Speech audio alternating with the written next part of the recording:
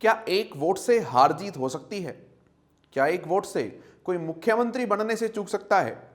क्या एक वोट से कोई प्रधानमंत्री पद गंवा सकता है या फिर एक वोट से कोई सत्ता पर काबिज हो सकता है? यह बात अजीब सी या कहें कि काल्पनिक सी लगती है। तो आज का हमारा वीडियो दिखाएगा आपको एक वोट का कमाल। दोस्तों, यह मामला 1999 का है, जब तमिलनाडु की तत्कालीन मुख्यमंत्री जयललिता ने अपनी पार्टी को एनडीए से अलग कर लिया था। इसके बाद अटल बिहारी वाजपेयी सरकार संकट में आ गई, जिसके बाद संविधान के नियमानुसार उसे संसद में विश्वास मत साबित करने को मजबूर होना पड़ा। दरअसल 1998 के आम चुनाव में किसी भी पार्टी को पूर्ण बहुमत नहीं मिला था। एनडीए गठबंधन ने केंद्र में सरकार बना ली थी और सरकार बनने के 13 महीने के बाद 1999 में जयललिता की पार्टी एआईएडीएमके ने वाजपेयी सरकार से अपना समर्थन वापस ले लिया। सरकार के अल्पमत में आने के बाद राष्ट्रपति ने सरकार को अपना बहुमत साबित करने के लिए कहा। उसके बाद जब लोकसभा में अविश्वास प्रस्ताव पर वोटिंग हुई तो सरकार एक वोट से हार गई और सरकार गिर गई। उस समय ओडिशा के कांग्रेस नेता और तत्कालीन मुख्यमंत्री गिरिधर गोमांग ने सरकार के खिलाफ वोट दिया था। वो ठीक 18 फरवरी को मुख्यमंत्री पद की शपथ ले चुके थे, लेकिन उन्होंने लोकसभा से इस्तीफा नहीं दिया था। दोस्तों, अगला नाम आता है कांग्रेस के वरिष्ठ नेता सीपी जोशी का।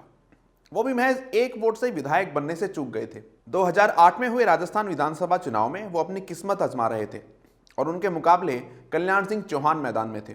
उस समय जोशी के पास मुख्यमंत्री पद प्राप्त करने का अच्छा मौका था, लेकिन जब परिणाम सामने आए तो सभी का मुंह खुला का खुला रह गया। चौहान को 62,216 वोट मिले और सीपी जोशी को मिले 62,215 वोट। इससे उनके सियासी सपनों पर पानी फिर गया।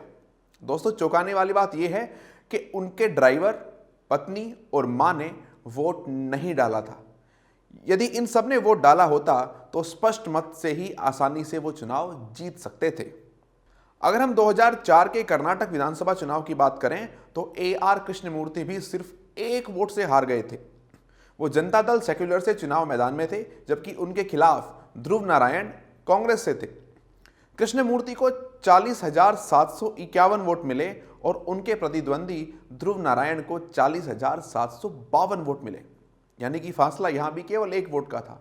और ऐसा कहा जाता है कि उन्होंने अपने ड्राइवर को वोट डालने से रोक दिया था, यानी कि अगर ड्राइवर का वोट यहां पर डला होता तो शायद परिणाम कुछ और हो सकता था।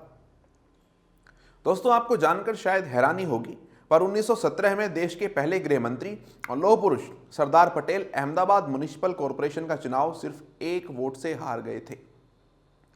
इसके अलावा कुछ ऐसे नाम भी हैं जो अंतर्राष्ट्रीय स्तर पर भी सिर्फ एक वोट के कारण बहुचर्चित रहे। दोस्तों, 1876 में जब अमेरिकी राष्ट्रपति पद के लिए चुनाव में हेस को 185 वोट मिले और प्रतिद्वंदी टिल्डेन को 184 वोट मिले, और इस तरह से हेस अमेरिका के 19वें राष्ट्रपति बने सिर्फ एक वोट से जीतकर। दोस्तों, इसके साथ साथ कुछ ऐसे उदाहरण भी हैं जो महज एक वोट के अंतर से मिसाल बन गए। फ्रांस की राजशाही का खात्मा भी इसी उदाहरण में शामिल है।